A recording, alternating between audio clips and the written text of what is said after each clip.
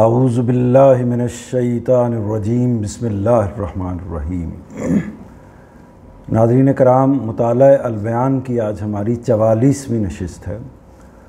آج ہم سورہ کافرون اور سورہ نصر کا مطالعہ کریں گے۔ سورہ کافرون کا نمبر 109 ہے اور سورہ نصر کا نمبر 110 ہے قرآن مجید میں۔ سورہ کافرون کی آیات 6 اور سورہ نصر کی آیات 3 ہیں۔ ہم استاد گرامی جناب جاوید احمد صاحب غامدی کی تفسیر البیان کا مطالعہ کر رہے ہیں۔ میں آغاز کرتا ہوں۔ دونوں صورتوں کا تعارف سب سے پہلے آپ کے سامنے آئے گا۔ سورہ نصر اور سورہ کافرون کا، یہ دونوں صورتیں اپنے مضمون کے لحاظ سے توام ہیں۔ یہ دونوں صورتیں اپنے مضمون کے لحاظ سے توام ہیں، یعنی جوڑا جوڑا ہیں۔ پہلی سورہ قریش سے علیحدگی کا اعلان اور دوسری رسول اللہ صلی اللہ علیہ وسلم کے لیے فتح و نصرت کی بشارت ہے۔ دونوں کے مضمون سے واضح ہے کہ ام القری مکہ میں یہ رسول اللہ صلی اللہ علیہ وسلم کی دعوت کے مرحلہ ہجرت و برات کے خاتمے پر نازل ہوئی ہیں۔ پہلی سورہ الکافرون میں روئے سخن قریش کی طرف ہے اور اس کا موضوع ان کے ائمہ کفر سے نبی صلی اللہ علیہ وسلم کا اعلان برات ہے، جو سنت الہی کے مطابق رسول اور اس کے ساتھیوں کے لیے لازماً غلبہ حق کی تمہید بن جاتا ہے۔ دوسری سورہ النصر کے مخاطب نبی صلی اللہ علیہ وسلم ہیں اور اس کا موضوع آپ کے لیے غلبہ حق کی بشارت اور اس کے نتیجے میں اپنے پروردگار سے ملاقات کے لیے تیاری کی ہدایت ہے۔ یہ میں نے اس کا رواں مطالعہ کر دیا آپ کے سامنے۔ اب تھوڑا سا اس کو جو مشکل الفاظ ہیں ان کو بھی سامنے رکھتے ہوئے متن کو اچھے طریقے سے سمجھ لیجئے کہ یہ دونوں صورتیں اپنے مضمون کے لحاظ سے توام ہیں، یعنی دونوں صورتوں کا مضمون جو ہے کسی نہ کسی پہلو سے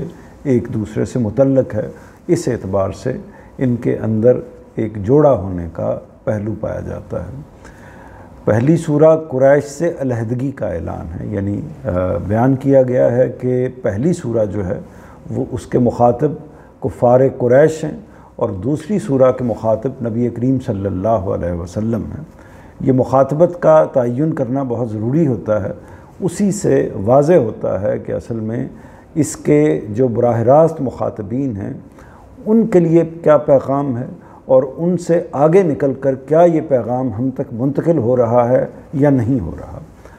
پہلی سورہ قریش سے علیحدگی کا اعلان اور دوسری رسول اللہ صلی اللہ علیہ وسلم کے لیے فتح و نصرت کی بشارت ہے، یعنی ایک طرح سے معاملہ اب اپنے اختتام پر پہنچ چکا ہے۔ نبی کریم صلی اللہ علیہ وسلم نے اللہ کی ہدایت کے مطابق اپنی جو ذمہ داری تھی اس کو پورا کر دیا، اپنی دعوت کو پہنچا دیا۔ بے کم و کاس جو اللہ تعالیٰ نے آپ کو پہنچایا تھا پیغام، نبی کریم صلی اللہ علیہ وسلم نے بعین ہی ہو بہو وہی پیغام پورے طریقے سے لوگوں تک پہنچا دیا اور ان کے پاس عذر کی کوئی گنجائش باقی نہیں رہی، یعنی اس سطح پر اپنی دعوت کو، اپنے پیغام کو، اللہ کی بات کو پہنچا دیا کہ اب اگر وہ انکار کر رہے تھے تو جانتے بوجھتے انکار کر رہے تھے، سوچتے سمجھتے انکار کر رہے تھے، یہ جاننے کے بعد انکار کر رہے تھے کہ یہ در حقیقت اللہ کا پیغمبر ہی ہے اور برحق اور صحیح بات ہے جو یہ ارشاد فرما رہا ہے۔ تو اس لیے جب یہ واقعہ ہو گیا یا ہو جاتا ہے رسولوں کی زندگی میں تو پھر رسول برات کا اعلان کرتے ہیں اللہ کے حکم پر۔ اس کا علم ظاہر ہے کہ اللہ ہی کو ہوتا ہے کہ لوگوں کے دلوں میں کس حد تک واقفیت پیدا ہو گئی ہے۔ انسان اپنے ظاہری علم کی بنیاد پر اس کو پہچان نہیں سکتا، پیغمبر بھی اس بنیاد پر پہچانتا ہے کہ اللہ تعالیٰ اس کو بتا دیتے ہیں کہ اب یہ واقعہ ہو چکا ہے۔ تو پہلی سورہ قریش سے علیحدگی کا اعلان اور دوسری رسول اللہ صلی اللہ علیہ وسلم کے لیے فتح و نصرت کی بشارت ہے، یعنی ایک طرف یہ بتا دیا گیا ہے کہ اب رسول کا آپ سے کوئی تعلق نہیں ہے، جو کام رسول نے کرنا تھا وہ کر دیا ہے، اب آپ کا فیصلہ اللہ کے ہاتھ میں ہے، اللہ جب چاہے گا آپ کو نیست و نابود کر دے گا۔ آپ کی کو اگر کچھ مہلت ہے اس میں اگر آپ کچھ کرنا چاہتے ہیں تو کر لیجئے، وہ چند مہینوں کی چند سالوں کی ہو سکتی ہے، لیکن اصل میں آپ کا کام تمام ہو چکا ہے۔ اور دوسری طرف اس کے ساتھ ہی اللہ کے رسول کو، جو کہ اللہ کا قانون ہے کہ اللہ اپنے رسولوں کو لازماً غلبہ عطا فرماتے ہیں، لازماً کامیابی عطا فرماتے ہیں۔ کامیابی کی دونوں ہی صورتیں ہوتی ہیں، ایک صورت یہ ہوتی ہے کہ قوم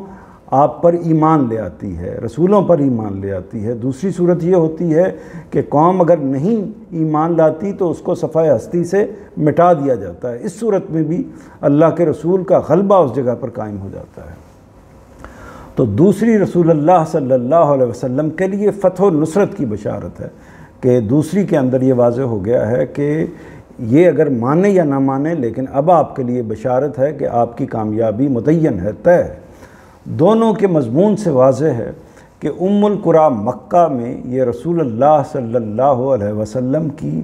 دعوت کے مرحلہ ہجرت و برات کے خاتمے پر نازل ہوئی ہے۔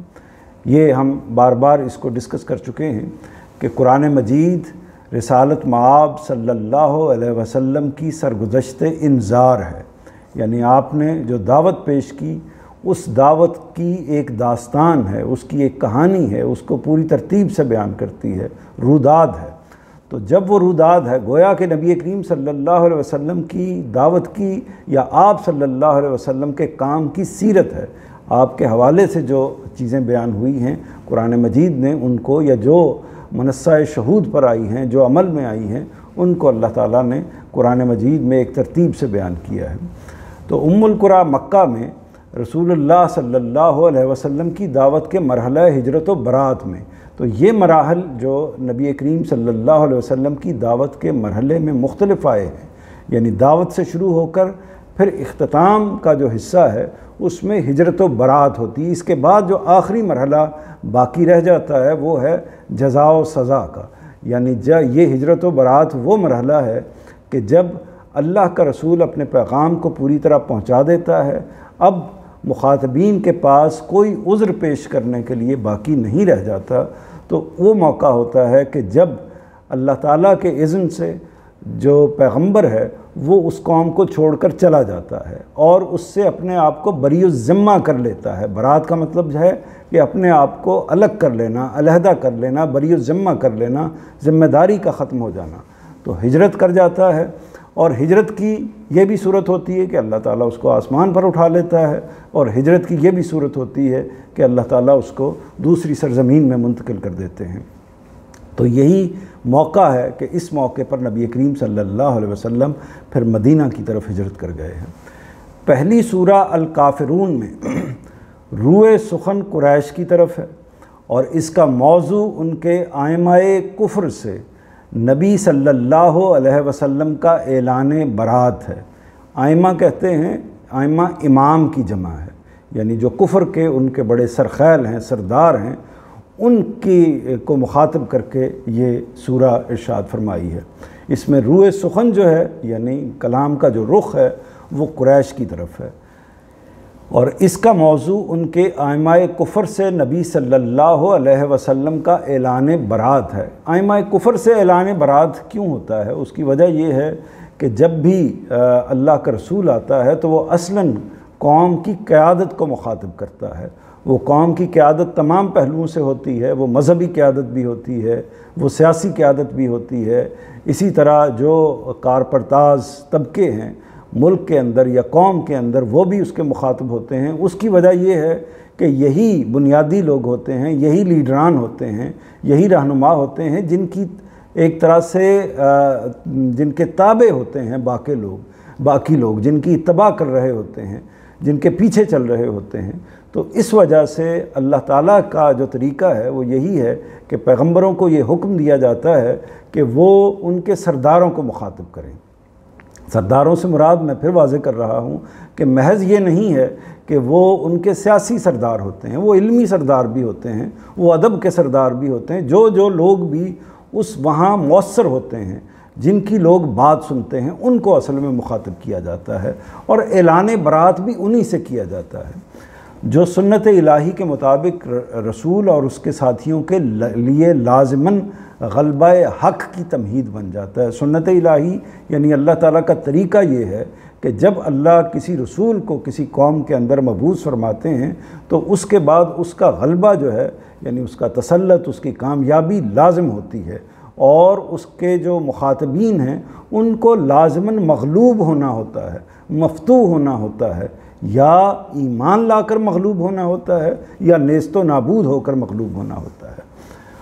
دوسری سورہ النصر کے مخاطب نبی صلی اللہ علیہ وسلم ہیں، اور اس کا موضوع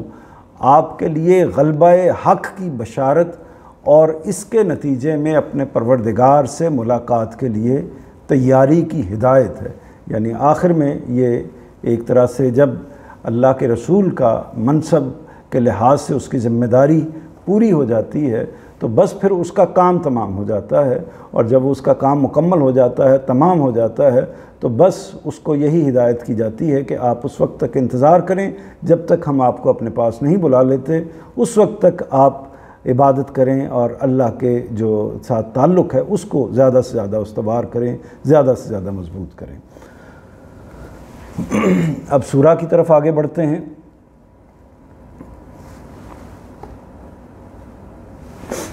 بسم اللہ الرحمن الرحیم۔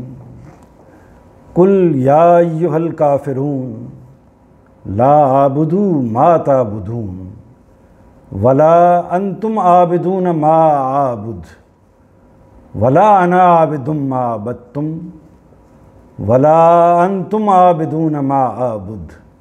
لکم دینکم ولی دین۔ تم اعلان کرو اے پیغمبر کہ اے کافرو، میں ان کی عبادت نہیں کروں گا جن کی عبادت تم کرتے ہو، اور نہ تم کبھی تنہا اس کی عبادت کرو گے جس کی عبادت میں کرتا ہوں۔ تم اعلان کرو اے پیغمبر کہ اے کافرو، میں ان کی عبادت نہیں کروں گا جن کی عبادت تم کرتے ہو، اور نہ تم کبھی تنہا اس کی عبادت کرو گے جس کی عبادت میں کرتا ہوں، اور نہ اس سے پہلے میں کبھی ان چیزوں کی عبادت کے لیے تیار ہوا ہوں جن کی عبادت تم نے کی ہے، اور نہ تم کبھی تنہا اس کی عبادت کے لیے تیار ہوئے ہو جس کی عبادت میں کرتا رہا ہوں۔ اس لیے اب تمہارے لیے تمہارا دین ہے اور میرے لیے میرا دین ہے۔ یعنی پوری طرح اپنے آپ کو علیحدہ اور برات کا ایک طرح سے اعلان کر دیا ہے، اپنے آپ کو بری الذمہ کر دیا ہے اللہ کے رسول نے۔ تو اس میں مانوس الفاظ دیکھ لیجئے۔ کافرون کے لفظ سے آپ واقف ہیں، عابدو عبادت اسی سے بنا ہے، تعبدون میں بھی یہی لفظ استعمال ہوا ہے عبادت کا، آگے عابدون ہے، اسی طرح عابد ہے اور عابدن ہے، یہ ایک ہی عبدہ کا جو صیغہ ہے وہی استعمال ہوا ہے، وہی فعل استعمال ہوا ہے یا وہی مصدر استعمال ہوا ہے۔ عابد میں بھی، عابدون میں بھی، تعبدون میں بھی، عابدو میں بھی اور عبدتم میں بھی، اور اسی طرح آگے جو عابدون ہے اس کے اندر بھی۔ ولا انتم عابدون ما اعبد، اور دین کا لفظ اس سے آپ واقف ہیں، تو تقریباً زیادہ تر چونکہ عبادت ہی کا لفظ اس کے اندر استعمال ہوا ہے تو اس سے آپ واقف ہیں، دین کے لفظ سے بھی آپ واقف ہیں۔ دوسری طرف دیکھیے تو کوئی ایسی چیز نہیں ہے کہ جو آپ کے لیے مشکل کا باعث ہو۔ اس کی تفسیر کی طرف آگے بڑھتے ہیں۔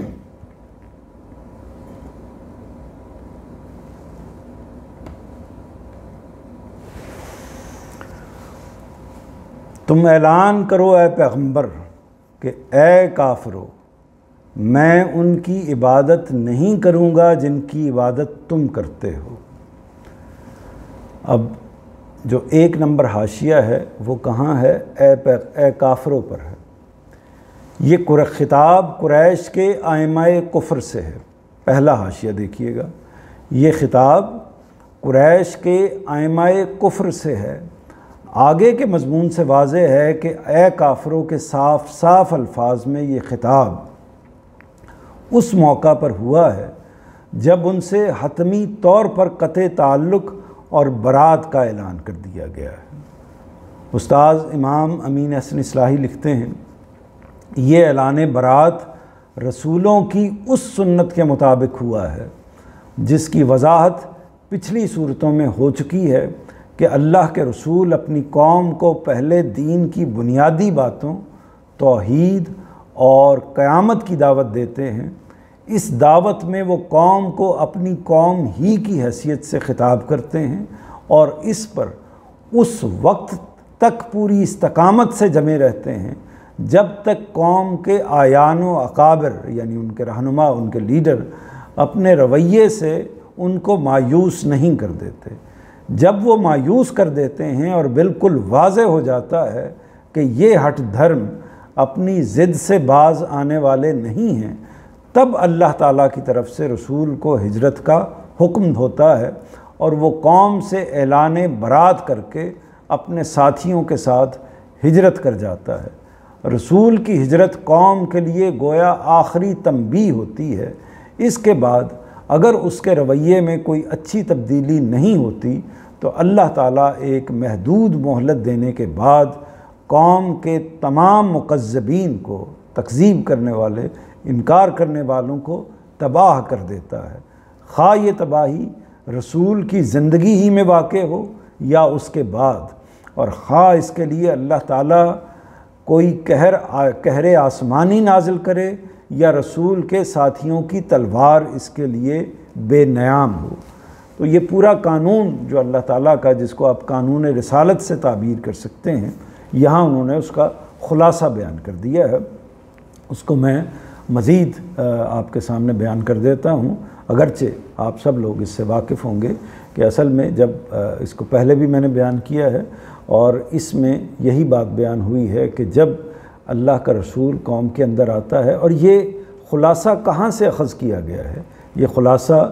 جو مولانا اصلاحی کی سٹیٹمنٹ یہاں پر لگائی گئی ہے یا غامدی صاحب دوسری جگہوں پر بیان کرتے ہیں، تو یہ چیز کہاں سے اخذ کی گئی ہے؟ یہ دو جگہوں سے اخذ کی گئی ہے۔ قرآن مجید نے جو مختلف موقعوں پر بیان کیا ہے کہ اللہ تعالیٰ کا رسول جب آتا ہے تو وہ لازماً اس کو اللہ تعالیٰ غلبہ دیتے ہیں۔ اسی طرح جب رسولوں کی پوری تاریخ مختلف پہلوؤں سے ان کی مختلف داستانیں بیان کی گئی ہیں قرآن مجید کے اندر، حضرت عیسیٰ کی داستان، حضرت موسیٰ کی داستان، اسی طرح صالح کی، شعیب کی، اور اسی طرح حضرت نوح کی، حضرت ابراہیم کی، یہ جو مختلف داستانیں بیان کی گئی ہیں، ان سب داستانوں کا نتیجہ یہی ہے، صورتحال یہی ہے، اس سے یہی قانون سامنے آتا ہے کہ اللہ تعالیٰ جب رسول کو بھیجتے ہیں تو اس کے بعد وہ اپنی قوم کو مخاطب کرتا ہے اور اس کے بالخصوص سرداروں کو مخاطب کرتا ہے، اپنی دعوت ایک لمبے عرصے تک دیتا ہے۔ جب اس کی دعوت اس جگہ پر پہنچ جاتی ہے کہ ان لوگوں کے پاس کوئی گنجائش باقی نہیں رہتی، یعنی ان کے فرد کو اس کا ابلاغ ہو جاتا ہے، وہ پوری طرح پہنچ جاتی ہے، وہ جان لیتے ہیں کہ یہ اللہ کا پیغمبر ہے اور یہ جو بات کہہ رہا ہے وہ بالکل برحق کہہ رہا ہے۔ اور بات بھی دو بنیادوں پر ہوتی ہے، ایک توحید کی بنیاد پر اور دوسرے قیامت کی بنیاد پر، یعنی یہ دونوں باتیں ہیں جو کہتے ہیں۔ اس کے علاوہ جو اضافی چیزیں ہوتی ہیں وہ یہ ہوتی ہے کہ آپ لوگوں کی، جن کے اندر میں آیا ہوں، قیامت کا پہلا مرحلہ اسی دنیا میں ہو جائے گا اگر آپ میرے اوپر یعنی رسول کے اوپر ایمان نہیں لے کر آئیں گے۔ تو یہ دعوت دیتا ہے اللہ کا رسول، یہ الٹیمیٹم دیتا ہے، اور پھر جب یہ پیغام پوری طرح قوم تک پہنچ جاتا ہے اس کے بعد وہ موقع آتا ہے کہ جب اللہ تعالیٰ یہ بتاتے ہیں کہ اب قوم کا جو وہ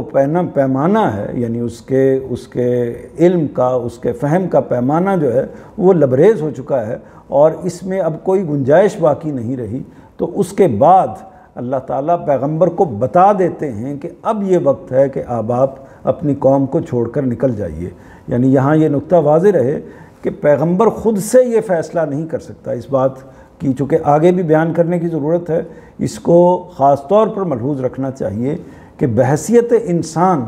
پیغمبر انسانوں کے دلوں کے اندر جھانک نہیں سکتا۔ بحیثیت انسان وہ اس کو دلوں کے دوسرے انسانوں کے دلوں کے دماغوں کے حوالے سے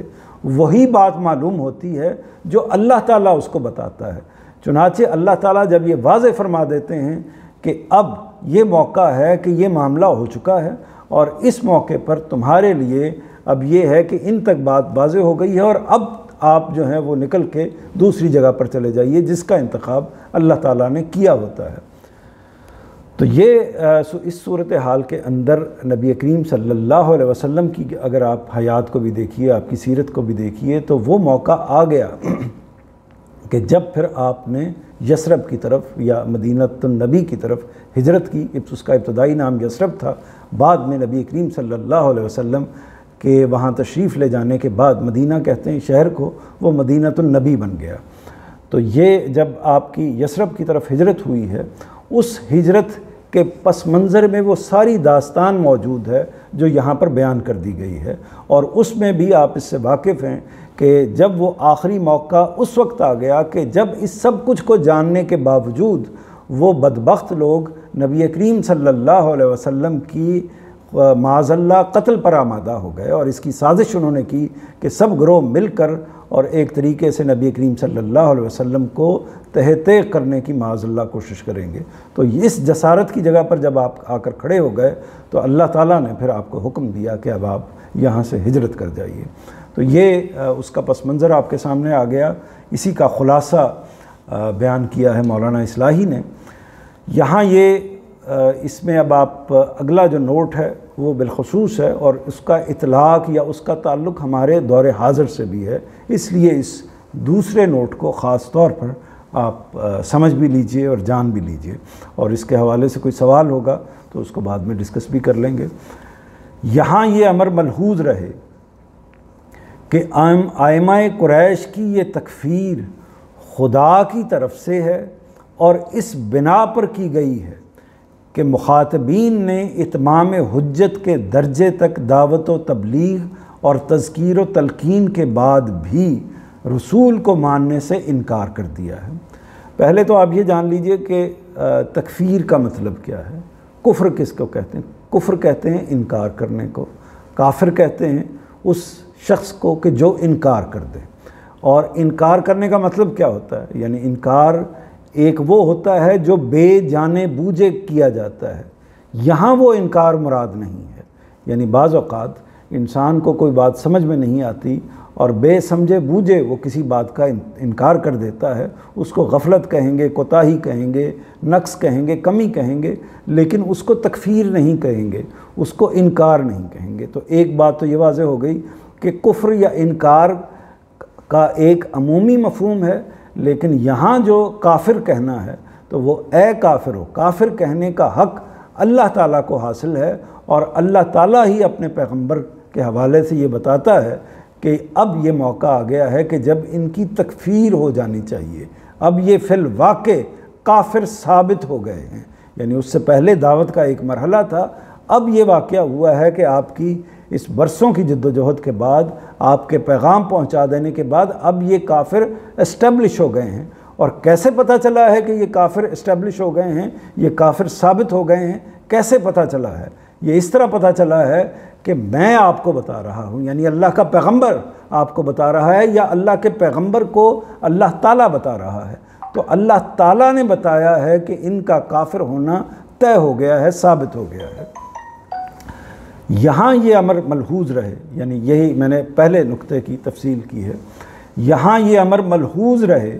کہ ائمہ قریش کی یہ تکفیر، کون سی تکفیر؟ تم اعلان کرو اے کافرو، قل یا ایھا الکافرون، یہ تکفیر کر دی ہے اللہ تعالیٰ نے اور پیغمبر کے ذریعے سے کی ہے۔ یہاں یہ امر ملحوظ رہے کہ ائمہ قریش کی یہ تکفیر خدا کی طرف سے ہے، اور اس بنا پر کی گئی ہے کہ مخاطبین نے اتمام حجت کے درجے تک، اتمام حجت کو پھر جان لیجئے، یعنی اتمام حجت کا مطلب ہے حجت تمام ہونا، دلیل کا مکمل ہو جانا، یعنی جو بات نبی کریم صلی اللہ علیہ وسلم نے ان تک پہنچائی، اللہ کے رسول نے اللہ کی جو بات توحید اور قیامت کے حوالے سے اور اپنی نبوت کے حوالے سے جو ان تک پہنچائی، جو روز روشن کی طرح عیاں ہو گئی، جب وہ پوری طرح واضح ہو گئی تو گویا اتمام حجت ہو گیا، یعنی بات ہر لحاظ سے کنوے ہو گئی، واضح ہو گئی۔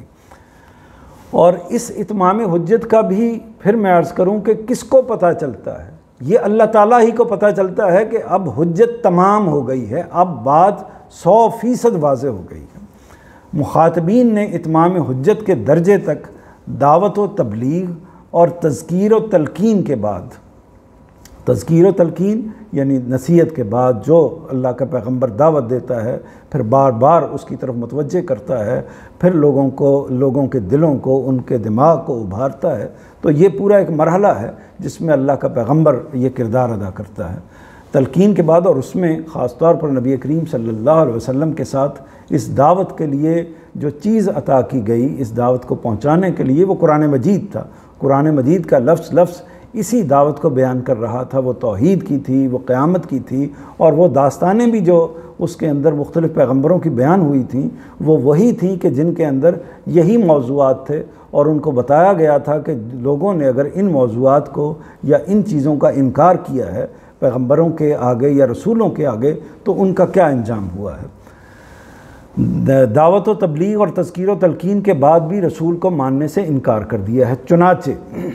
معلوم ہے کہ آگے جس مایوسی کا اظہار کیا گیا ہے وہ بالکل صحیح ثابت ہوئی۔ ان مکذبین میں سے کوئی بھی ایمان لانے والا نہیں بنا، یعنی یہ واضح ہو گیا کہ جب اللہ کا پیغمبر چھوڑ کر گیا ہے اپنی قوم کو، تو جب آپ تشریف لے گئے، یثرب میں تشریف لے گئے، وہاں ایک حکومت بن گئی، تو یہ اس سے صاف واضح ہو گیا، یعنی اللہ تعالیٰ کا جو علم تھا وہ ایک طرح سے دنیا کے اوپر ثابت ہو گیا۔ کیا علم ثابت ہو گیا؟ یہ کہ اگر وہ واقعی ایمان لانے والے ہوتے یا اس جگہ پر نہ پہنچے ہوتے یا اس جگہ پر پہنچ چکے ہوتے تو بعد میں ایمان لے آتے، لیکن ایسا نہیں ہوا، بلکہ وہ مزید مخالفت پر کمر بستہ ہوئے، اور بالآخر پھر بدر کا معرکہ ہوا ہے،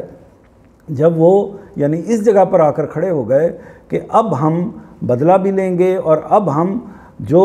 کام ہم یہاں نہیں کر سکے وہ کام ہم وہاں جا کر مدینہ کے پاس جا کر خود کریں گے۔ تو نتیجہ کیا ہوا؟ نتیجہ یہ ہوا کہ تمام قریش کی قیادت اس موقع پر تہہ تیغ ہو گئی، نیست و نابود ہو گئی۔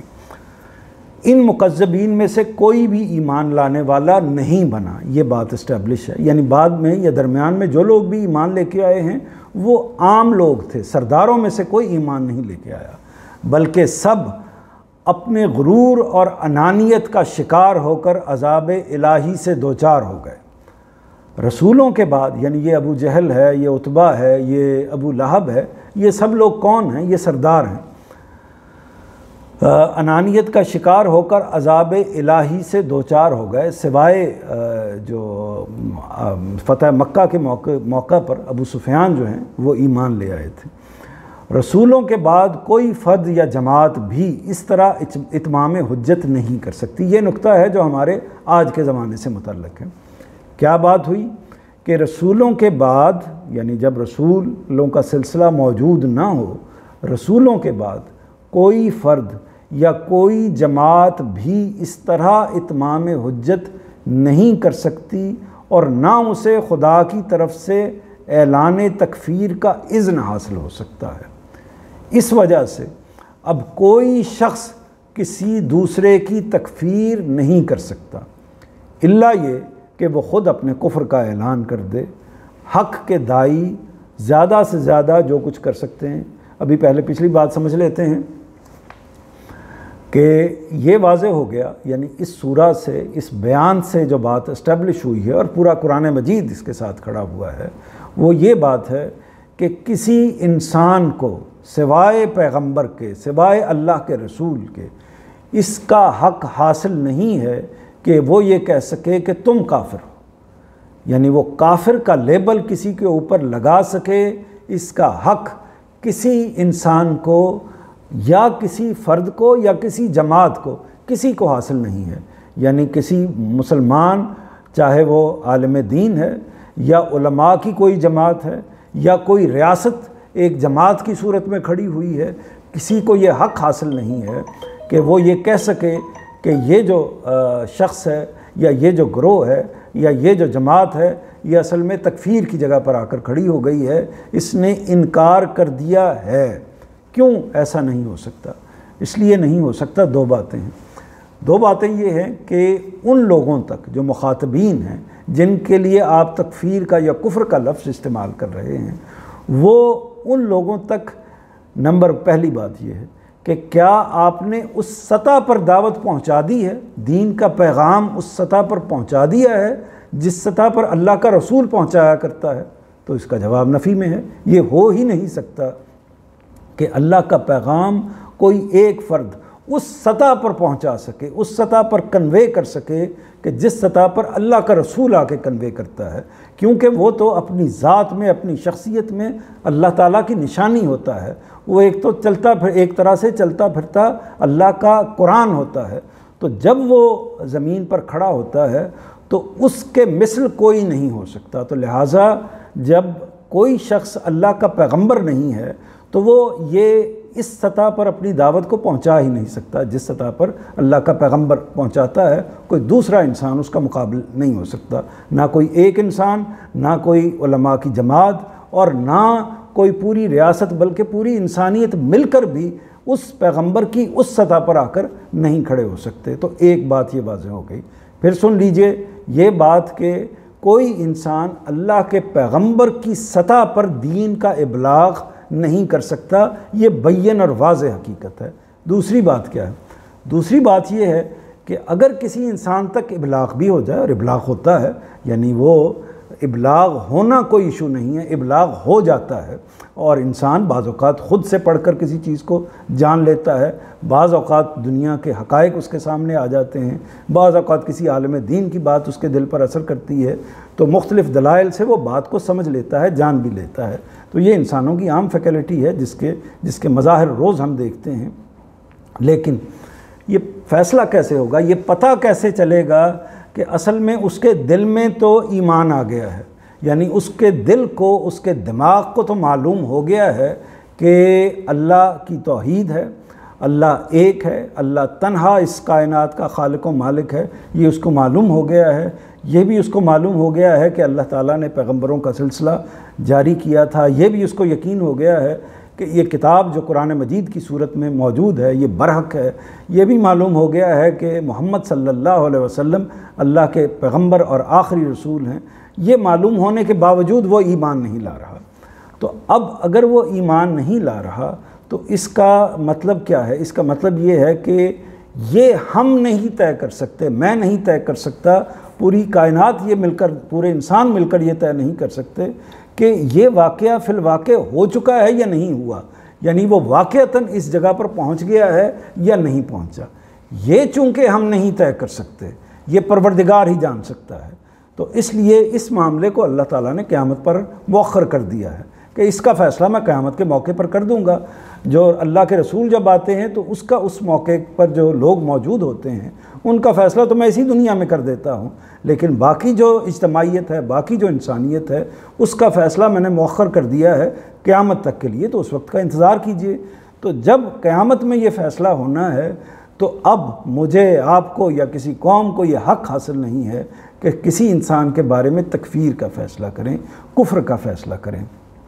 تو لہٰذا اس طرح کی جو بھی تکفیر کی جاتی ہے یا کفر کا اظہار کیا جاتا ہے، دین میں اس کی کوئی گنجائش نہیں ہے۔ یہ حق صرف اور صرف اللہ اور اللہ کے رسول کے پاس ہے، عام انسانوں کے پاس یہ حق حاصل نہیں ہے۔ یہاں یہ بھی واضح رکھیے کہ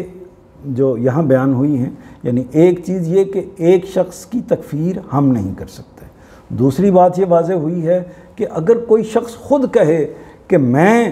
کفر پر کھڑا ہوں تو وہ تو خود اس کا اظہار کر رہا ہے۔ اس کا مطلب یہ ہے کہ وہ خود اگر اس چیز کو کہے تو ہم اس کے بارے میں یہ نہیں کہہ سکتے کہ تم کوئی مختلف بات کر رہے ہو، یعنی جو اس کا دل تھا اس نے اس کو اظہار کر دیا۔ تیسری بات یہ ہے کہ اگر جو وہ شخص ہیں ان کے بارے، وہ لوگ یا وہ اشخاص یا وہ اقوام کہ جو اللہ کے رسول کو اس طریقے سے نہیں مانتی یا قرآن کو تسلیم نہیں کرتی یا اسی طریقے سے آخرت پر اور باقی دین کی چیزوں پر ایمان نہیں لاتی، تو ان کے بارے میں کیا حکم ہے؟ کیا وہ کافر ہوں گے؟ تو ان کے لیے معاملہ یہ ہے کہ ان کی حیثیت مسلمانوں کی ہے، معذرت ان کی حیثیت غیر مسلموں کی ہے، یعنی وہ اصل میں ہم ان کو کافر نہیں کہیں گے۔ کافر تو ایک طرح سے جانتے بوجھتے سوچتے سمجھتے انکار کرنے والا شخص ہے۔ یہ کافر نہیں ہے، اس تک پتہ نہیں بات پہنچی ہے کتنی پہنچی ہے، اور اگر صحیح پہنچ گئی ہے اور اس کی یہ مواخذے کا حقدار ہے تو آخرت میں اس کا مواخذہ ہو جائے گا، ہمیں اس کی زیادہ فکر نہیں کرنی چاہیے۔ اور نہ اسے خدا کی طرف سے اعلان تکفیر کا اذن حاصل ہو سکتا ہے، یعنی عام انسان کو۔ اس وجہ سے اب کوئی شخص کسی دوسرے کی تکفیر نہیں کر سکتا الا یہ کہ وہ خود اپنے کفر کا اعلان کرے۔ حق کے داعی زیادہ سے زیادہ جو کچھ کر سکتے ہیں وہ یہی ہے کہ زندگی کے آخری مرحلے تک کفر و شرک کی حقیقت لوگوں پر واضح کرتے رہیں اور ان کے ان افعال میں شرکت سے اجتناب کریں جو شرک و بدعت کی نوعیت کے ہوں۔ تو اس میں یعنی جو لوگوں کو کرنا کیا چاہیے، لوگوں کو کرنا یہ چاہیے، یا علماء کو یا دعوت جن کی ذمہ داری ہے، یا مسلمانوں کو کیا کرنا چاہیے کہ یہ فتویٰ لگانے کے بجائے کہ تم لوگ کافر ہو، یہ کہنے کی بجائے ان کو یہ بتانا چاہیے کہ آپ کا یہ عمل یا آپ کا یہ نقطہ نظر یا آپ کا یہ خیال جو ہے وہ کفر پر مبنی ہے، اللہ کے انکار پر مبنی ہے، اللہ کے آگے ایک طرح سے سرکشی پر مبنی ہے، تو اس لیے اس سے اجتناب کیجئے ورنہ قیامت میں آپ کا اس کے حوالے سے مواخذہ ہوگا۔ یہ بات ہے جو کہنے کہ ہم مکلف ہیں، ذمہ دار ہیں، اس سے زیادہ ہماری کوئی ذمہ داری نہیں ہے۔ آگے ہے دوسرا نمبر، میں ان کی عبادت نہیں کروں گا جن کی عبادت تم کرتے ہو۔ اصل الفاظ ہیں لا اعبدو ما تعبدون، ان میں مضارع پر لا ہے۔ یہ دلیل ہے کہ یہ ایک قطعی فیصلہ ہے جس سے مستقبل میں شرک و توحید کے مابین سمجھوتے کی ہر توقع بالکل ختم کر دی گئی ہے۔ چنانچہ فرمایا ہے کہ مجھ سے یہ امید اب کسی کو نہیں رکھنی چاہیے کہ اپنے پروردگار کی عبادت کے معاملے میں تمہارے ساتھ کوئی سمجھوتا کروں گا۔ اس طرح کی خواہش اگر کسی کے دل میں ہے تو وہ اسے ہمیشہ کے لیے ختم کر لے۔ شرک و توحید کے مابین ہرگز کوئی مصالحت نہیں ہو سکتی۔ میں اس باب میں کوئی لچک قبول کرنے والا نہیں ہوں، لہٰذا تمہارے تمام معبودوں سے اظہار برات کرتا ہوں۔ یعنی یہ واضح ہو گیا کہ اللہ کا پیغمبر اب جاتے ہوئے اپنے اختتام پر اس پہلو سے، یعنی اپنی دعوت کے اختتام پر جو اپنا فیصلہ نافذ کر رہا ہے، اپنی بات واضح کر رہا ہے، وہ یہی ہے کہ میری اب تمہارے ساتھ معاملہ مکمل ہو گیا ہے، میں نے جو اپنی بات پہنچانی تھی وہ پہنچا دی ہے، اور اب تم یہ مجھ سے توقع نہ کرو جیسا کہ تم اس سے پہلے اس کی کوشش کرتے رہے ہو، کبھی مختلف طریقوں سے، کبھی لالچ دے کر، کبھی دولت کا، کبھی شادی کا، اور اس طرح کے مختلف لالچ دے کر یہ کوشش کرتے رہے ہو کہ میں کسی نہ کسی طرح تمہارے دین کا حصہ بن جاؤں یا اسی کام میں شامل ہو جاؤں، اسی غلط چیز میں شامل ہو جاؤں، غلط عقائد میں شامل ہو جاؤں جس پر تم کھڑے ہوئے ہو، شرک میں مبتلا ہو جاؤں۔ تو ایسا نہیں ہو سکتا، نہ ماضی میں ایسا ہوا ہے نہ مستقبل میں ایسا ہوگا۔ تمہارے لیے تمہارا دین ہے، میرے لیے میرا دین ہے، اور اب معاملہ یہ آ گیا ہے کہ تم چونکہ جانتے بوجھتے تمہیں معلوم ہے کہ میں خدا کا پیغمبر ہوں اور صحیح بات کہہ رہا ہوں، اس کے باوجود تم اس جگہ پر کھڑے ہو، تو پھر اس کا مطلب یہ ہے کہ میرے اور تمہارے درمیان کوئی معاملہ طے نہیں ہو سکتا، کوئی سمجھوتا نہیں ہو سکتا۔ تو یہ ایک طرح سے حتمی بات، ایک طرح سے اعلان برات، اعلان لا تعلقی جو ہے وہ اللہ کے رسول کی طرف سے اس موقع پر ہو گیا ہے۔ اگلا نوٹ دیکھیے، اور نہ تم کبھی تنہا اسی کی عبادت کرو گے جس کی عبادت میں کرتا ہوں۔ اللہ تعالیٰ کے لیے ما عابدو کے الفاظ مجانست کے اسلوب پر آئے ہیں، یعنی مطابقت کے اسلوب پر آئے ہیں، مشابہت کے اسلوب پر آئے ہیں۔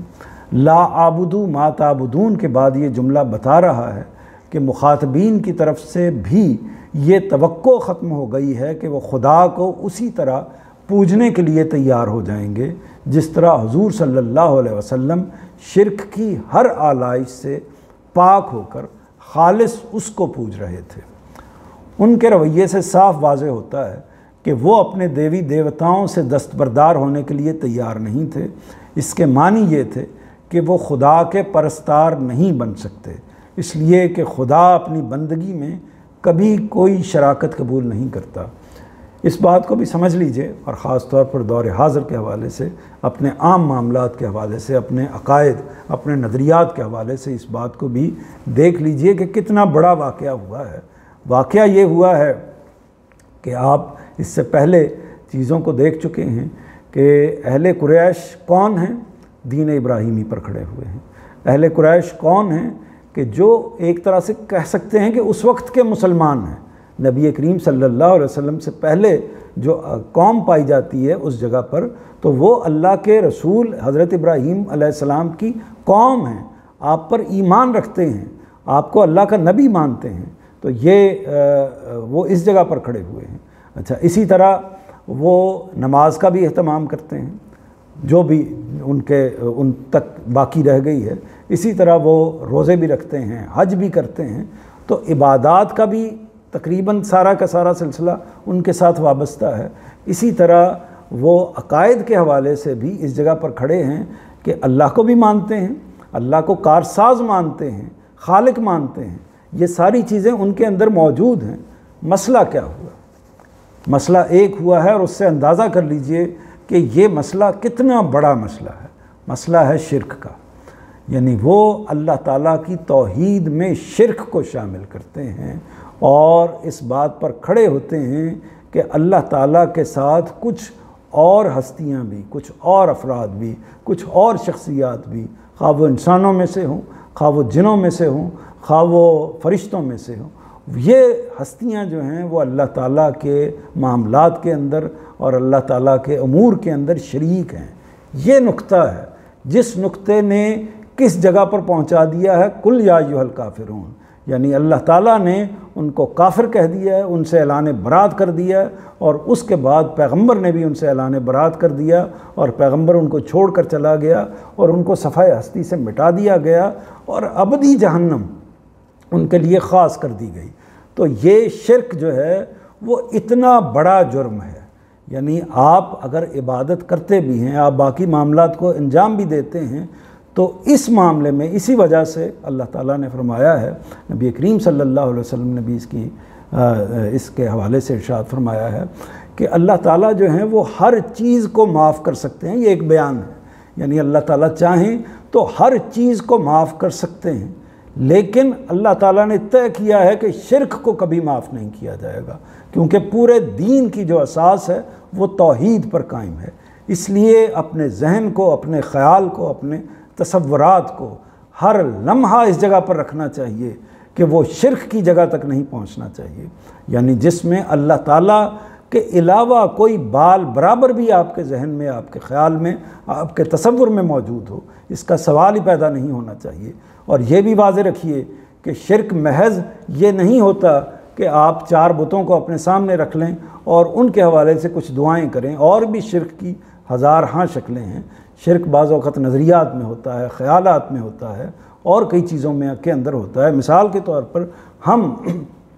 اگر پروردگار کے بجائے کسی اور کو مسبب سمجھنا شروع کرتے ہیں، مثال کے طور پر اپنے والدین کو، مثال کے طور پر اپنے حکمرانوں کو، مثال کے طور پر اپنے سربراہوں کو، مثال کے طور پر حالات کو، کسی اور کو مسبب سمجھنا شروع کر دیں اپنے پروردگار کے علاوہ، تو یہ بھی ایک طرح سے شرک کی ایک شکل ہے کہ وہ اختیار، وہ معاملہ جو صرف اور صرف اللہ کے اختیار میں ہے، ہم نے کسی دوسرے کے حوالے کر دیا ہے۔ تو اس لیے بہت باریکی کے ساتھ، بہت ذرا سے ذرا معاملات میں ہم کو اس کا خیال رکھنا چاہیے کہ شرک کا کوئی ادنا شائبہ بھی ہمارے دل میں، ہمارے دماغ میں نہیں آنا چاہیے۔ لہٰذا میں اس باب میں کوئی لچک قبول کرنے والا نہیں ہوں، لہٰذا تمہارے تمام معبودوں سے اظہار برات کرتا ہوں۔ یہ آگے ہم اس سے آگے بڑھ گئے ہیں۔ لا عابدو ما تعبدون کے بعد یہ جملہ بتا رہا ہے کہ مخاطبین کی طرف سے بھی یہ توقع ختم ہو گئی ہے کہ وہ خدا کو اس طرح پوجنے کے لیے تیار ہو جائیں گے جس طرح حضور صلی اللہ علیہ وسلم شرک کی ہر آلائش سے پاک ہو کر خالص اسی کو پوج رہے تھے۔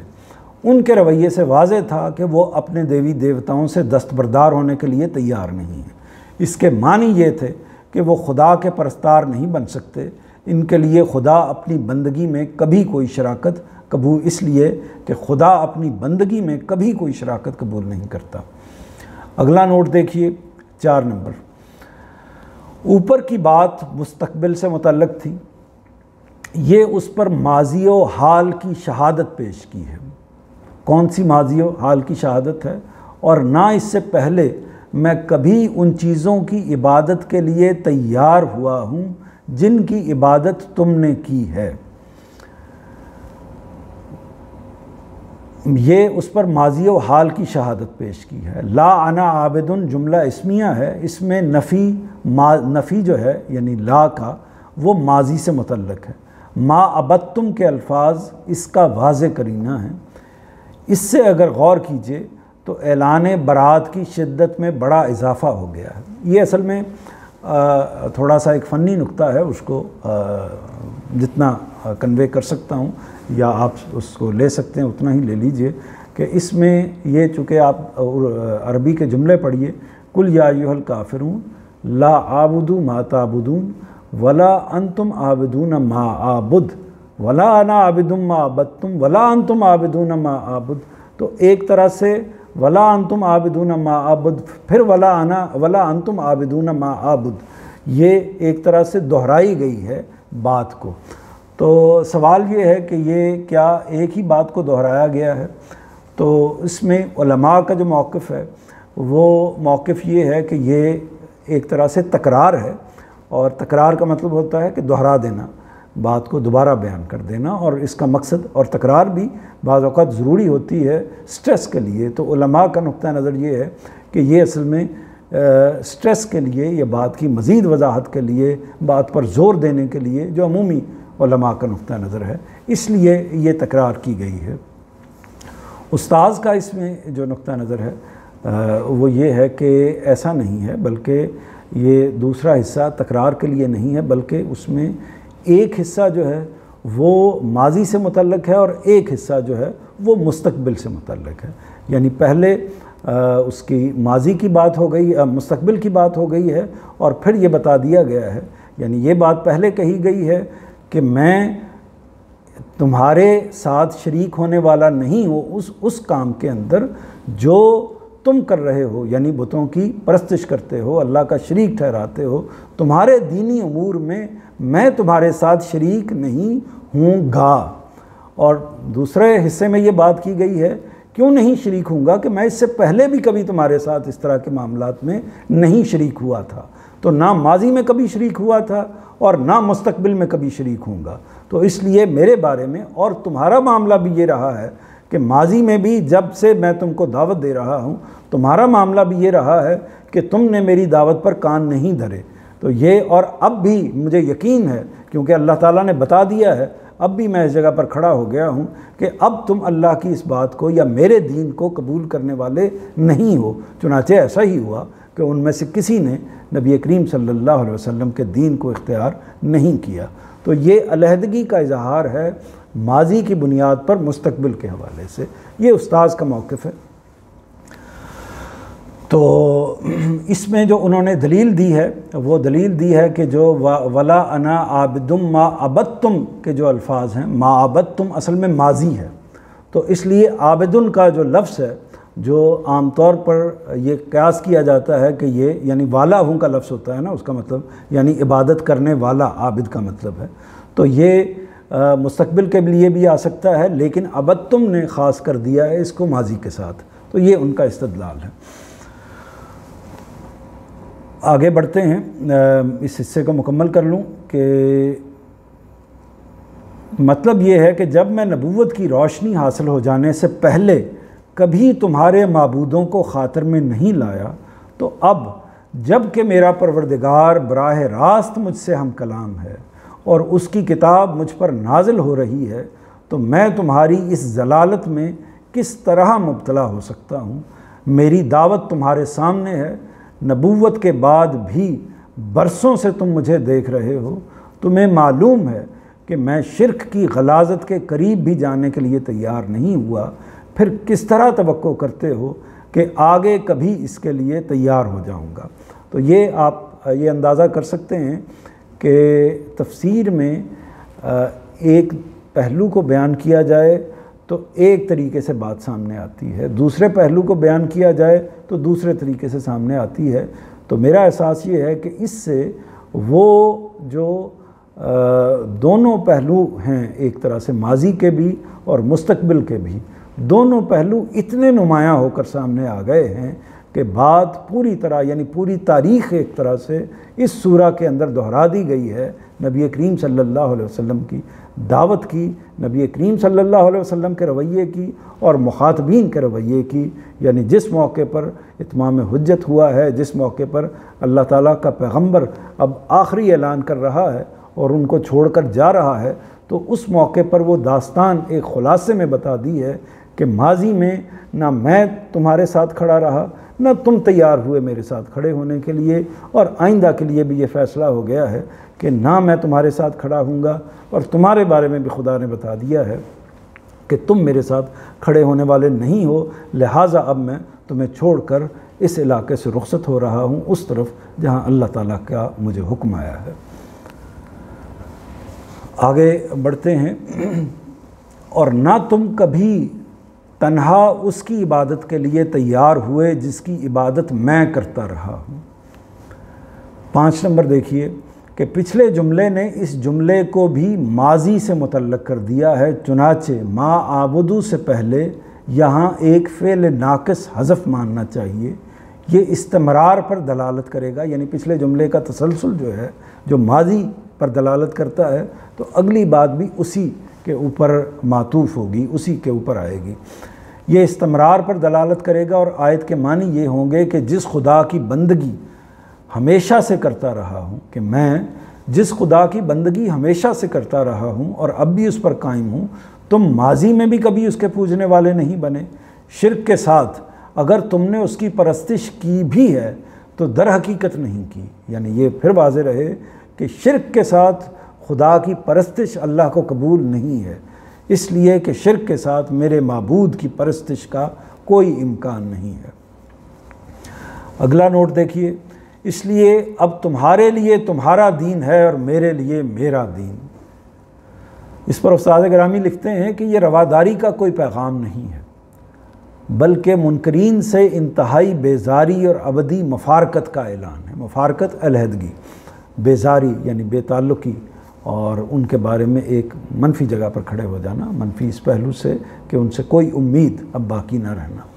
یہ رواداری کا کوئی پیغام نہیں ہے، یعنی بظاہر اس جملے سے کوئی شخص یہ نتیجہ نکال سکتا ہے کہ چلیے اب تمہارا دین تمہارے لیے اور میرا دین میرے لیے، میں اپنے گھر میں تم اپنے گھر میں، میں اپنا معاملہ چلاتا ہوں تم اپنے معاملات چلاؤ۔ تو یہ مطلب نہیں لینا چاہیے اس سے، مطلب یہ ہے کہ اب اصل میں میرا تمہارے ساتھ کوئی تعلق ہی نہیں رہا، یعنی یہ اعلان علیحدگی یہ نہیں ہے کہ میں تمہاری اس حیثیت کو قبول کرتا ہوں، ایسا نہیں ہے، کیونکہ پیغمبر اس جگہ پر نہیں کھڑا ہوگا کہ وہ ان کی اس حیثیت کو، عام آدمی تو اس رواداری پر کھڑا ہو سکتا ہے اور کھڑا بھی ہونا چاہیے کہ ٹھیک ہے جی آپ جس جگہ پر کھڑے ہیں آپ اس جگہ پر کھڑے رہیے، اور میں جس جگہ پر کھڑا ہوں میں اس جگہ پر کھڑا ہوں گا، اور فیصلہ اللہ کے پاس جائیں گے تو اس وقت ہو جائے گا۔ تو عام آدمی کو تو اس جگہ پر کھڑا ہونا چاہیے، لیکن اللہ کا رسول اس جگہ پر نہیں کھڑا ہوتا۔ وہ یہ جملہ جب بولتا ہے تو اس کا مطلب یہ ہوتا ہے کہ اب میں تو تم سے علیحدہ ہو گیا ہوں، اب تمہارا معاملہ پروردگار کے ہاتھ میں چلا گیا ہے، وہ جو مرضی تمہارا فیصلہ کرے۔ مطلب یہ ہے کہ میں تم سے بری اور تم مجھ سے بری، میرے اور تمہارے درمیان اب کسی سمجھوتے یا مصالحت کی کوئی گنجائش نہیں ہے۔ تم اپنی بات پر قائم ہو تو میں بھی پوری استقامت کے ساتھ اپنی بات پر قائم ہوں۔ شرک اور توحید میں نہ پہلے کبھی پیوند لگا ہے، یعنی جوڑ لگا ہے، شرک اور توحید آپس میں جڑ نہیں سکتے، نہ اب لگ سکتا ہے۔ اس لیے انتظار کرو، میں بھی انتظار کرتا ہوں، ہم میں سے کون حق پر ہے، اس کا فیصلہ عنقریب آسمان سے صادر ہو جائے گا۔ چنانچہ چند سالوں کے اندر ہی، یعنی جب فتح مکہ ہوئی ہے اور اس سے پہلے بدر کا واقعہ ہوا ہے، اس سے پہلے احد کا واقعہ ہوا ہے، تو اس تمام موقعوں پر اس پورے عرصے کے اندر ثابت ہو گیا کہ جب اللہ تعالیٰ نے فیصلہ آسمان سے نازل کر دیا اور ان کی تمام قیادت کو، ان کے کفار کو بالکل تہہ تیغ کر دیا، نیست و نابود کر دیا، اور اس کے بعد بھی اللہ تعالیٰ کے رسول کی طرف سے یہ الٹیمیٹم 4 مہینے کہا گیا کہ اگر اس 4 مہینے میں یہ کفار اگر ایمان نہیں لائیں گے تو ان کو صفحہ ہستی سے مٹا دیا جائے گا۔ تو یہ سورہ اور اس کے مفہوم کا خلاصہ آپ کے سامنے آ گیا۔ اس طرح پہلی سورہ مکمل ہو گئی ہے، اور اس میں اس کی گنجائش اب کم ہے کہ ہم دوسری سورہ کی طرف بڑھیں۔ تو میرا خیال یہ ہے کہ یہاں پر اس سے متعلق یا کوئی اور سوالات ہو سکتے ہیں تو ان کو لے سکتے ہیں۔ جی یہ آپ اس سے اتفاق کرتے ہیں کہ اس کو یہیں پر روک لیا جائے؟ جی اگر اس میں سوالات ہیں تو وہ لے لی جائیں، یا اگر ہمارے لیے کوئی چیز جو ہے اس کو آپ ڈسکس کریں۔ وہ ہمارے لیے تو پورا حصے سے متعلق کرنے کے بعد ہی کوئی بات کہیں گے۔ اس میں سوالات بھی آپ دیکھ رہے ہیں، اب آپ اگر سوال کرنا چاہیں کہ کافی اہم موضوع تھا یہ آج۔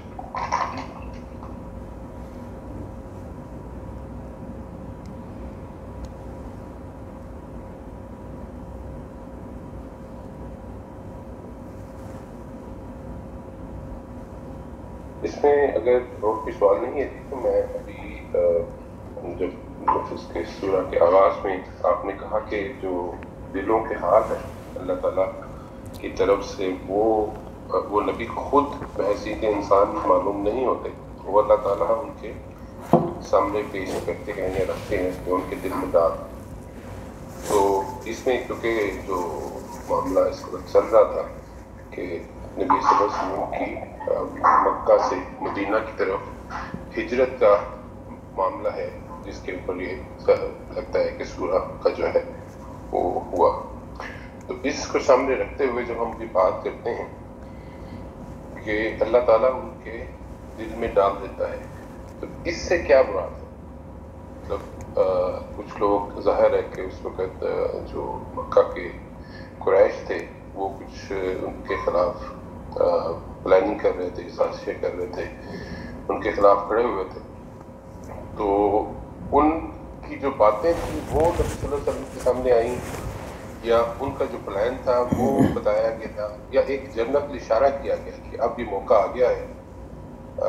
اس طرح کی سازشوں کو بتانے کی بجائے کہ اب آپ ہجرت کر دیں؟ مطلب پریکٹیکلی یہ کیسے چیزیں جو ہیں وہ اللہ تعالیٰ نے نبی صلی اللہ علیہ وسلم کے دل میں ڈالیں یا ان کے سامنے رکھیں؟ اس معاملے میں کوئی بات کر سکتے ہیں؟ اسی حوالے سے ایک اور بات بھی ہے، وہ بات جی اس میں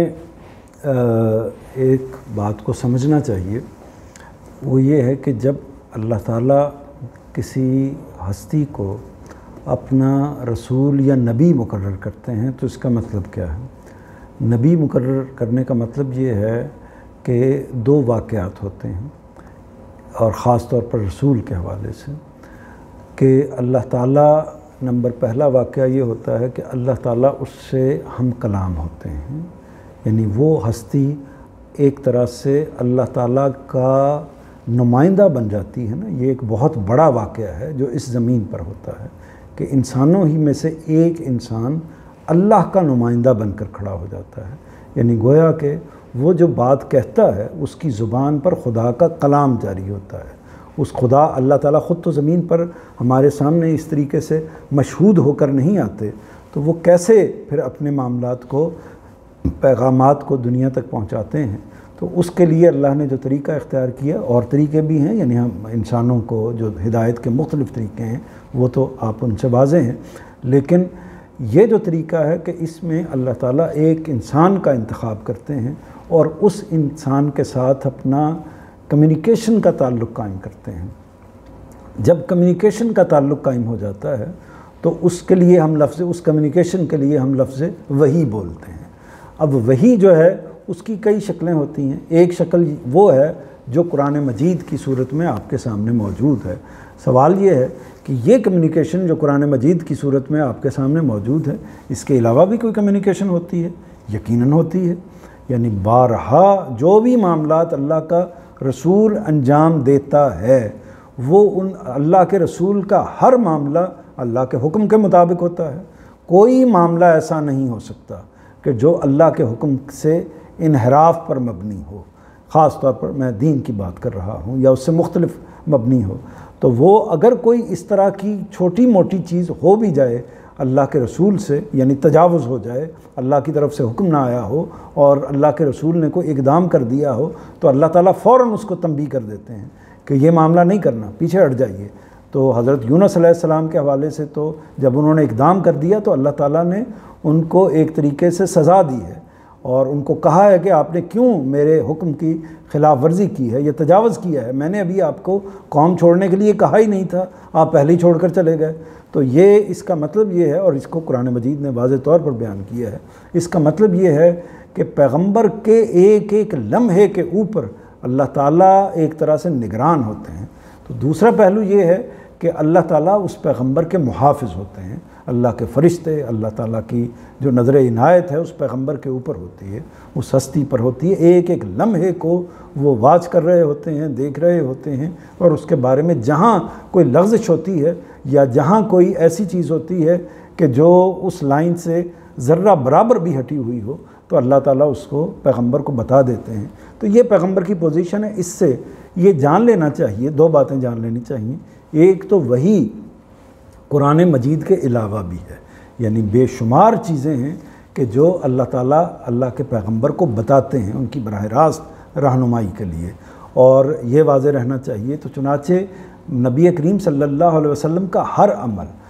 اسی وحی کے مطابق ہوتا ہے، اور دوسری وحی کی وہ شکل ہے جو ایک طرح سے قرآن مجید کی صورت میں ہمارے سامنے موجود ہے۔ تو وہ جو حصہ ہے پیغمبر والا حصہ وہ ہمارے سامنے موجود نہیں ہے، وہ اللہ اور اللہ کے رسول کا معاملہ ہے، اور صرف اللہ کے رسول کو ہی پتہ ہے۔ تو یقیناً اس تناظر میں اس پوری بات کو سمجھتے ہوئے ہم یقیناً اس جگہ پر کھڑے ہوں گے کہ جو بھی سٹیپ لیا کہ کس دن، کس لمحے، کس وقت اب یہ اتمام حجت ہو گیا ہے، کس طریقے سے آپ کو یہاں سے نکلنا ہے، کہاں جانا ہے، ایک ایک چیز جو ہے وہ اللہ تعالیٰ کی طرف سے طے تھی، اور اس طے شدہ لائن کے مطابق اللہ کا رسول وہاں سے رخصت ہوا ہے۔ تو اس لیے اس بات کو تو پوری طرح واضح رکھنا چاہیے۔ اگر میں کوئی مختلف بات کی ہے تو آپ اپنے سوال کو دہرا سکتے ہیں۔ نہیں، آپ نے اس بات کا جواب تو بالکل بہت بہتر طریقے سے بیان کر دیا، لیکن ادھر سے جو اگلی بات جو میں پوچھنا چاہ رہا تھا وہ یہ ہے، بلکہ اس کے بھی اب کہہ لیں دو حصے ہو گئے۔ ایک یہ کہ نبی صلی اللہ علیہ وسلم یا جب رسولوں کو اس دنیا میں چنا جاتا ہے تو یہ سوال کیا مناسب ہے پوچھنا کہ پھر ان رسولوں کا امتحان نہیں ہوتا انسان کی حیثیت سے، کیونکہ اس میں تو اللہ تعالیٰ کی براہ راست مدد ان اشخاص کو معلوم ہوتی ہے، ان کے ساتھ شامل ہوتی ہے، تو ان کا پھر امتحان نہیں ہو رہا ہوتا، کیونکہ اللہ تعالیٰ کی نگاہ کے اندر وہ سب معاملات کر رہے ہوتے ہیں، ان کو جیسے جیسے کہا جاتا ہے وہ کر رہے ہوتے ہیں۔ اور دوسرا پہلو اس کا یہ ہے کہ جو لوگ ان کے ساتھ ہوتے ہیں پھر ان کا بھی امتحان نہیں ہو رہا ہوتا۔ جیسے کہ اس معاملے میں اگر دیکھا جائے تو حضرت علی اپنی جان کو وہاں پہ مشکل میں ڈال کے ان کی جگہ پہ لیٹ گئے، حضرت ابو بکر صدیق ایک مثال کے طور پہ ان کے ساتھ چل پڑے، اپنی جان کو اس خطرے میں ڈال دیں۔ اب اگر تو یہ اللہ تعالیٰ کے حکم سے ہو رہا ہے اور نبی صلی اللہ علیہ وسلم کو کہہ رہے ہیں کہ یہ اللہ تعالیٰ کا حکم ہے کہ تمہیں میرے ساتھ جانا ہے، تو اس معاملے میں ان دو افراد کا تو امتحان نہیں ہوا، یا اس میں معاملات مختلف ہیں، کیونکہ پھر اس طریقے سے اگر اس پہلو کو مزید بڑھاتے چلے جائیں تو بات کافی آگے تک چلی جاتی ہے۔ اس کی تھوڑی وضاحت کیجیے گا۔ بہت اہم سوال ہے اور اس کو ضرور باریک نکتہ بھی ہے اور اس کو سمجھنا چاہیے۔ جہاں تک اللہ کے رسول کا تعلق ہے تو اس میں یہ بات واضح رہنی چاہیے کہ تمام انسانوں کی طرح اللہ تعالیٰ کے رسول بھی انہی معیارات پر اللہ کے آگے جواب دہ ہیں جن معیارات پر باقی انسان جواب دہ ہیں۔ تو اس لیے اللہ تعالیٰ ان کے ساتھ بھی وہ تمام معاملات کرتے ہیں، وہ پرکھ کے معاملات، وہ جانچ کے معاملات، اسی طرح ان کے امتحان کے معاملات، وہ سارے معاملات کرتے ہیں۔ ہمارے اس کو ذرا ادنیٰ مثال کے طور پر آپ دیکھ لیجئے کہ ہمارے سامنے بھی ایسے انسان ہوتے ہیں کہ جو فطری طور پر یا اس جگہ پر کھڑے ہوتے ہیں کہ وہ زیادہ نیکیوں کی طرف راغب ہوتے ہیں، وہ جن کی عزت کرتے ہیں، تکریم کرتے ہیں، ظاہر حال میں ہمیں لگتا ہے کہ وہ برگزیدہ لوگ ہیں، وہ ایسے لوگ ہیں کہ جن کو ہم نیک لوگ، صالح لوگ کہتے ہیں، وہ کیسے بنتے ہیں؟ کیا ان کی وہ احتیاجات نہیں ہوتی؟ کیا ان کی وہ ضرورتیں نہیں ہوتی؟ یعنی وہ بھوک کی، وہ نفس کی، وہ جنس کی، وہ تمام ضرورتیں ان کے ساتھ بھی وابستہ ہوتی ہیں، وہ تمام شیطانی معاملات ان کے ساتھ بھی وابستہ ہوتے ہیں۔ تو جب وابستہ ہوتے ہیں تو وہ اپنے آپ کو زیادہ استحکام کے ساتھ، زیادہ قوت کے ساتھ، زیادہ کوشش کے ساتھ اس کو اختیار کرتے ہیں۔ تو نبی کریم صلی اللہ علیہ وسلم کی نبوت سے پہلے 40 سال زندگی آپ نے گزاری ہے،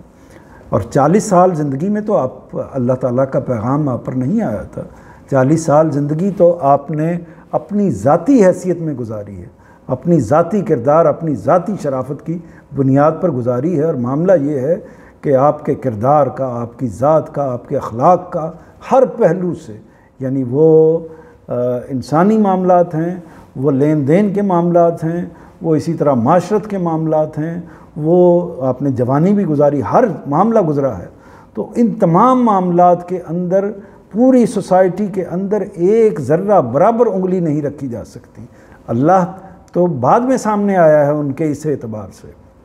الہام تو 40 سال کی عمر میں جا کر ہوا ہے، اور 40 سال تک انسان اپنی جوانی کا ایک طرح سے میجر حصہ گزار چکا ہوتا ہے۔ تو اس پورے عرصے میں جو شخص بھی ان کو جانتا ہے وہ ان کی سچائی کی، ان کی امانت کی، ان کی دیانت کی، ان کی عظمت کی، ان کے اخلاق کی، کردار کی عظیم الشان گواہی دیتا ہے، چاہے وہ دشمن ہو، چاہے وہ اپنا ہو۔ تو یہ واقعہ کس نے کیا ہے؟ یہ معاملہ کیسے ہوا ہے؟ یہی وہ چیز ہے، یہی وہ ان کا اپنی ایفرٹ ہے جس کی بنا پر اللہ تعالیٰ نے نبی کریم صلی اللہ علیہ وسلم کو اس قوم کے اندر، یعنی قریش کے اندر، اس کا مستحق سمجھا کہ اس ہستی کو اللہ کا پیغمبر ہونا چاہیے۔ ایسا نہیں کہ پہلے دن سے ہی اللہ تعالیٰ نے ان کو اللہ کے پیغمبر نے اپنے ایمان سے، اپنے عمل سے اس کو ثابت کیا کہ میں اس کی اہلیت رکھتا ہوں اللہ کے حضور میں۔ تو لہٰذا وہ ایسا نہیں ہوتا کہ وہ کوئی وہ آدمی ہوتا ہے کہ جو اللہ تعالیٰ کی طرف سے بنایا ایک نبی آ جاتا ہے۔ وہ صورت میں تو ظاہر ہے کہ یہی ہمارے ہاں اس بات کو اسی طریقے سے پیش کیا جاتا ہے، تو یہ بات درست نہیں ہے۔ اللہ کو معلوم ہوتا ہے، یہ ایک الگ بات ہے، یعنی یہ ایک الگ بات ہے کہ اللہ تعالیٰ کو پہلے سے معلوم ہوتا ہے کہ یہ شخص جو ہے، یہ ہستی جو ہے، یہ جو آج پیدا ہو رہی ہے، یہ اس نے کیا زندگی اختیار کرنی ہے اپنی مرضی سے، اور بالآخر اس کو کس منصب پر پہنچنا ہے اپنی مرضی، یعنی اپنی اس استحقاق کی بنیاد پر، اس پہلو سے۔ تو اس لحاظ سے وہ نبی کریم صلی اللہ علیہ وسلم کا، اور اس کے بعد بھی، یہ تو وہ پہلو ہو گیا جو اس زمانے، اس کے بعد بھی آپ دیکھیے کہ ایک معمولی سی بات ہوئی ہے، یعنی معمولی سے بھی معمولی کا لفظ بظاہر اس کو کہہ سکتے ہیں، جو عام لوگوں کے لیے اتنی وہ نہیں اسٹرانگ نہیں ہوگی، یا اللہ تعالیٰ عام لوگوں سے اس طرح کی کوئی چیز صادر ہو تو اللہ تعالیٰ اس پر کوئی وہ نہیں کریں گے، گرفت نہیں کریں گے، لیکن نبی کریم صلی اللہ علیہ وسلم نے محض متوجہ نہیں ہوئے نابینا کی طرف، ابن مکتوم کی طرف متوجہ نہیں ہوئے، تو اس وقت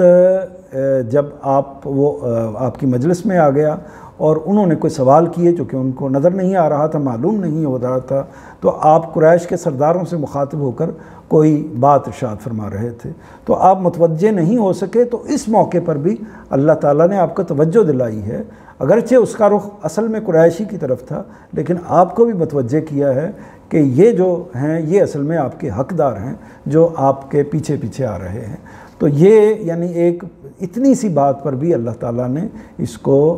نوٹ کیا ہے۔ اس سے ظاہر ہوتا ہے، باقی حضرت یونس کا معاملہ تو آپ کے سامنے ہے، اور پیغمبروں کے معاملات بھی آپ کے سامنے ہیں، حضرت ابراہیم کے مختلف مکالمات بھی آپ کے سامنے ہیں، تو وہ ایک ایک چیز سے یہی بات واضح ہوتی ہے کہ پیغمبر انسانوں ہی کی طرح عمل کرتا ہے، البتہ اللہ کی طرف سے اس کی، جب وہ پیغمبر کے منصب پر فائز ہو جاتا ہے تو اللہ تعالیٰ کی طرف سے اس کی رہنمائی ہو جاتی ہے۔ اس میں ایک ہی استثناء ہے تاریخ میں،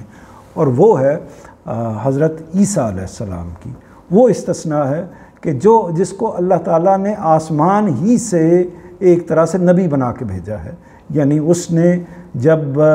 उसके अंदर झूले के अंदर जो गुफ्तगू की है, पंघूड़े के अंदर जो गुफ्तगू की है, वो गुफ्तगू वो है जो नबुव्वत का कलाम है। यानी वो एक ख़ास आयत है, वो एक इस्तिस्ना है जो वो आम इंसानों की तरह दुनिया में आए ही नहीं, वो आम इंसानों की तरह से दुनिया में से गए ही नहीं, तो उनका मामला एक इस्तिस्नाई मामला है। तो इसलिए उनके अलावा जो बाकी दुनिया का तमाम मामला है वो उससे मुख्तलिफ है, और अल्लाह के पैगम्बर भी उस पर पूरा उतरते हैं। तो ये तो अल्लाह के, और इसमें एक और चीज़ भी देख लीजिए कि यानी यही सवाल जब उन्होंने सहाबा ने किया हज़रत हुज़ूर अकरम सल्लल्लाहु अलैहि वसल्लम से, तो कि आप पर भी तो शैतान तारी होता है जैसे हमारे ऊपर होता है, तो आपने उसका जवाब इस बात में दिया कि हाँ ऐसा होता है, लेकिन मैंने उसको मुसलमान कर लिया है। यानी मतलब ये है कि मैंने, जब वो मेरे पास आता है तो उसकी ये ज़रूरत नहीं होती। ज़ाहिर है कि वो जो शैतानी क़ुव्वतें हैं वो आपके जहन, आपके दिल और इस तरह के मामलात के ज़रिए से आप पर असर करती हैं, तो वो आपको पैगाम देती हैं, आप उसके पैगाम को उठाकर फेंक देते हैं या उसके पैगाम को तब्दील कर लेते हैं सही पैगाम में, तो गोया कि उसको मुसलमान कर लेते हैं। तो ये एक तरह से तमसील में आपने उसका जवाब इरशाद फरमाया। इसी तरह लोगों ने देखा कि आप सारी सारी रात, यानी तहज्जुद एक इजाफ़ी नमाज है जो आप पर फ़र्ज़ की गई थी, यानी बाकियों के लिए 5 नमाज़ें फ़र्ज़ थी, आपके लिए 6 नमाज़ें फ़र्ज़ थी, यानी कोई तख़फ़ीफ़ नहीं है अल्लाह के रसूल के लिए। और उस मामले में भी अल्लाह का रसूल जो है वो ज़्यादा इबादत की जगह पर खड़ा होता है, वरना तो ये होना चाहिए कि जी मैं तो आपका बरगुज़ीदा हूँ, आपका महबूब हूँ, इस जगह पर मैं खड़ा हूँ तो लिहाजा मैं कुछ वक्त आराम भी कर लूँ। आप आराम का वक्त भी असल में इबादत के लिए सर्फ करते थे कि मैं अल्लाह का एक तरह से फरमा बरदार बंदा क्यों ना हो जाऊँ, जब लोगों ने इस तरह का सवाल किया। तो ये तो आपका मामला हो गया। जहाँ तक सहाबा का मामला है, तो सहाबा का और हमारा जो फ़र्क है वो फ़र्क क्या है? वो फ़र्क ये है कि हमने अल्लाह के पैगंबर को बराह रास्त नहीं देखा, उन्होंने अल्लाह के पैगंबर को बराह रास्त देखा है। तो ये एक अज़ीम फ़र्क है। अज़ीम फ़र्क इसलिए है कि वही एक तरह से उनके सामने ज़ाहिर हो रही है, यानी अल्लाह ताला मामला करते हुए इंसानों के साथ, एक इंसान के साथ उन्हें नज़र आ रहे हैं, उन्हें यकीन है कि अब पैगंबर ने ये कहा और अब ये हो गया। यानी वो चीज़ें जो मशहूद तौर पर उनके सामने आ रही हैं पूरे यकीन के साथ कि ये खुदा का फ़रिस्तादा खड़ा है, अल्लाह का पैगंबर खड़ा है, अल्लाह इसको पैगाम दे रहा है और वो हम तक पहुंच रहा है। तो ये फ़र्क है। इसलिए वो उनका एक तरह से उनको ये मौका भी मौजूद है कि वो इसको इख्तियार करें, यानी उनके लिए मौका हमारी निस्बत ज़्यादा है फ़हम का, लेकिन इसके साथ साथ उनकी सज़ा भी, अगर वो इनकार करते हैं तो उनकी सज़ा भी हमसे ज़्यादा है। यानी पैगंबर का बराह रास्त इनकार करना बहुत बड़ा जुर्म है उन लोगों के मुकाबले में कि जो एक तरह से इब्हाम में होते हैं या उस शऊर में नहीं होते या पैगंबर से दूर खड़े होते हैं, इसलिए उनकी क़यामत इसी दुनिया में नाफिज हो जाती है। तो ये जो हकीकत के लिहाज से अगर देखा जाए तो कोई फ़र्क नहीं है।